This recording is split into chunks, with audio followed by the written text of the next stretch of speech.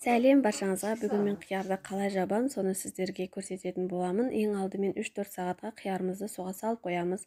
Жақсылап жуып, банкілерге, осылай бөліктерге бөліп салатын боламыз. Әрбір банкеге 5-6 сарымсақ және де укроп, бар болса хрен жапырағын қосып салуға да болады. Суды қайнатып, бетіне құямыз. 15-20 минутқа қойып қоямыз. Одан кейін дәл сол суды сүзіп алып, сироп етіп қайнатамыз. 1 литрға үлкен қасықта 1 қасық туз, жарты қасық қант кетеді. Яғни менде 2 литрлік банкіден 3, сондықтан 6 қасық туз, 3 қасық қантты салып, сироп етіп қайнатып аламын.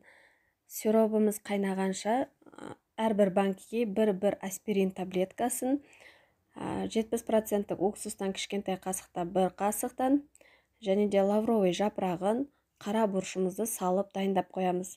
Қайнаған сиропты құйып, крышкасын жақсылап жауып, банкімізді ыстық етіп орап қойып қоямыз. Дәл осы рецепті пайдаланып жасап көріңіздер, ұзақ тұратын болады. Ұнаса, лайк басып, комментария қалдырып, каналыма тіркеліп кетуді ұмытпаңыздар. Сіздермен бірге болған Мадина. Сау болыңыздар.